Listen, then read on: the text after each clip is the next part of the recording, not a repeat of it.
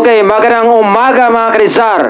Ang sigaw ng boses ng Makata ng Bayan, protect Inday Sara Duterte. And we have to protect Inday Sara, ang susunod ng magiging Pangulo ng bansang Pilipinas.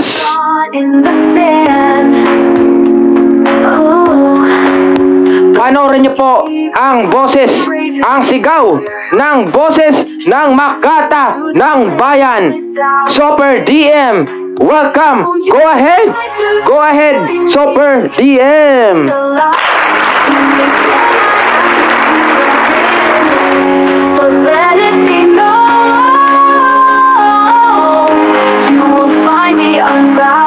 Naalala nyo ba itong sugat sa leeg ni VP Sara?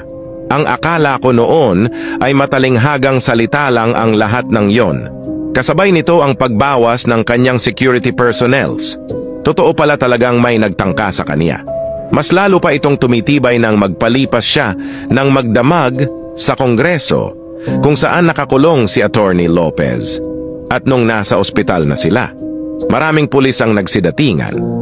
Kaya hindi na nakakapagtatakang nagsalita siya ng manghang laban sa tatlong binaggit niya na kung siya ay mamatay, ay dapat mamatay na rin ang mga ito. Ito ay hindi nakatanggap-tanggap. Nakakabahala ang mga pahayag na narinig natin noong mga nakaraan. Nandyan ang walang pakundangang pagmumula at ang pagbabanta ng planong ipapatay ang ilan sa atin. Kung ganun na lang kadali ang pagplano sa pagpatay ng isang presidente, paano pa kaya ang mga pagkaraniwan ng mamamayan? Yung ganyang kriminal na pagtatangka ay hindi dapat pinapalampas. Yan ay aking papalagan. Ito ay ang ating sandatahang lakas ng Pilipinas. Binubuo nito ng ating hukbong katihan, hukbong dagat at hukbong himpapawid. Ano ang sinasaad ng konstitusyon? Pakinggan mo ito. Ang konstitusyon ay ginarantiya na ang civilian authority ay mas mataas kaysa sa ating militar. Ano ang ibig sabihin kung ang taong bayan ay hindi na gusto ang pamumuno ng isang politiko? Pipiliin ng ating kasundaluhan ang gusto ng taong bayan. Sila ay nagmamasid lamang kung ano ang nangyayari.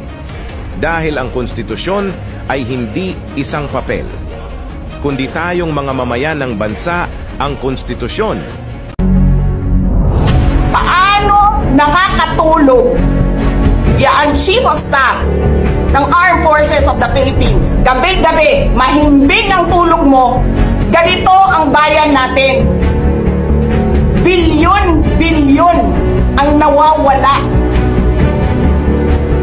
Tanungin nyo si Congressman Ungab, Chairman ng Ways and Means, Chairman ng Appropriations Committee. Tanungin nyo siya, paano nawawala ang pera? Ito lang ang tanong ko sa military. Hanggang kailan kayo magsuporta ng drug addict? Yes, about 4 years. The right to be informed. Importante yan. Constitutional provision yan, Mr. General, sa military. And the right of the people to seek redress of grievance. Kayo lang ang makabigay niyan ngayon. Paano ito ngayon? Sila na nakaalam nito. Yung Maharlika, sila lang nakaalam nito. Walang participation ng people dyan pati ito. So, ganitong 25 tons. Alam ba ng military yan? Hindi sabihin nila, kung wala di, hindi na kami sasali ng... But we will talk about issues against government. For, if it is for the people, if it is for the interest of the people, and against if it is not good for the people. So are you open for those other politicians who would come and join your group? Wala mang matapang na politician yan. Bebot lang na. Who will join you na matapang? Ha? Sa una matapang na politician will join you. Mas grabe kasi bebot kaya yung military paanuhin na niya. Military wake up. Sir, there are observers no, from other countries. Hindi ganito yan, There's ha? a silent martial law in the Philippines. Correct. Yan. Ang tao ngayon wala nang mapuntahan kasi dulay ka. Biro mo, there was an order at a certain point yung the other night, dadalhin siya sa correctional institution. Kung natuloy nalagay siya, saan siya magtakbo? Hindi magagalaw itong Supreme Court kasi separation of powers. Lalo na Malacanang kasi itambalos-los bata niya. So itong tao lang matakbuhan. Yan ang sinabi ko. There is a fractured governance. Nabali lang, hindi lang na-sprained. There is a fractured in the governance sa ating Pilipinas ngayon. Walang makakorek niyan. Nobody can correct Marcos. Nobody can correct Romualdez. Nobody can a long process mapapil sa Supreme Court unless you dala ka ng kaso doon, matagalan yan. Next year pa yan. So if you want a redress of grievance remedy, so it is only the military who says. Kaya ang sabihin ko, presidente ako, nakita ko ang sitwasyon. Kung gano'n rin ang presidente na in face of so many errors there, nagtambok-tambok, nagtupak-tupak na ng hanggang nagkaroon ng breakage, fractured na governance. It is only the military who can correct it. Are you saying a military junta can answer? No. Sinabi ko sa lahat yan, magtanong ka ng sundalo. Opisyal dyan, sinabi ng magpunta ka. Sinabi ko lang, it is only the military who can correct it. Now, to answer your question, ibig kong sabihin ang military, well, it's an option sa military. One, they just can sit there sa upuan nila doon sa cell. Sila na we are not anymore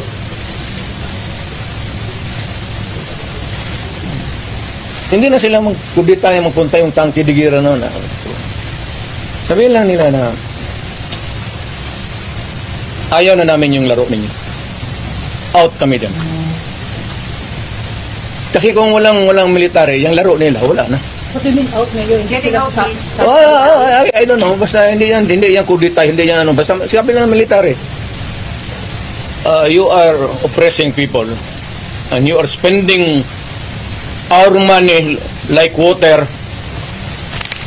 Pati kami in the coming days, mawalaan kami ng aming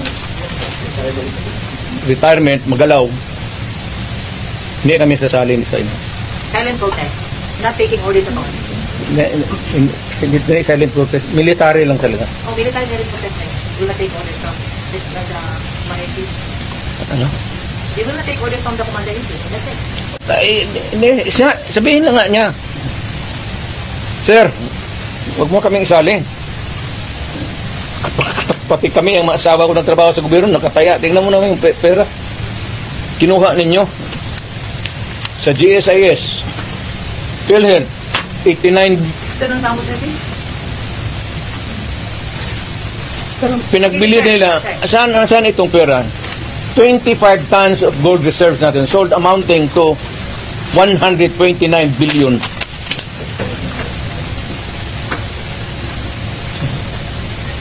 At least sa Congress, kung may resolution, tapos a bill that would correspond with it, there's an explanation of how the money is going to be spent. Pero ito, paano ito ngayon? Sila na nakaalam nito. Yung Maharlika, sila na nakaalam nito. Walang participation ng people dyan pati ito. So, ganitong 25 tons. Oh. Alam ba ng military yan? Hindi sabihin nila, kung wala di, hindi na kami sasali ng laro ninyo. Pero Mayor, parang play safe naman ang military ngayon. Do you think si Brownell po ay mag-react ito? Can you restate your statement? Can you expect that Brownell will When ito, pag nilabas din ito, your question must also correspondingly appear. Importante yan. So, guard. Kasi may statement siya, dapat partisan, dapat stay put lang yung military. Wala naman siyang sinabi, no? In fact, si Inday nga nagsabi na tulog-tulugan yung chief of staff. Paano daw makakatulog yung AFP chief of staff? Matagal na siya natulog. Alam niya yung commander-in-chief niya nagdudruga. Noon pa yan, alam na ng lahat. Baka siya lang ang hindi, ang mga pulis. Kaming taga Davao, alam namin si Lagdameo nagdudruga. Kasi kasama namin siya palagi dito sa dyan kay Pedro. Kaya yung SIPO ni mag-usap kami, yung SIPO ni Lagdameo magtulo yan. Hindi niya alam nagtulo yung SIPO niya. Minsan gano'n na lang yan. Alam ni Marcos kasi Lagdameo durugista. Alam ni Lagdameo na durugista. Magkasama yan sila sa hit-hitan. So, another appropriate question would be yung ito with sincerity. Kayo bang mga military pati police, would you still continue to support a drug addict? Alam ninyo kung mga, pero tanungin mo lang yung Presidential Security Command, puro military man yan. You did not go far. Yung mga tao ninyo sa military. Hanggang kailan kayo magsuporta ng drug addict na presidente? Sabihin mo sa amin. Kasi nagpapatulong kami to get the answers. Sana, we cannot get a correct and accurate or true answer from kami ang magtanong. Barado kami ngayon eh. So under the constitutional provision of the right to be heard, kailangan sagutin ninyo yan.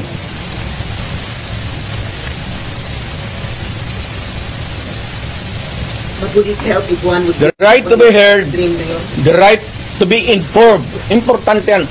Constitutional provision yan, Mr. General sa military. And the right of the people to seek redress of grievance. Kayo lang ang makabigay niyan ngayon. The right of information, you protect that right and allow us to use it. And we are seeking for redress of grievance of the abuses of government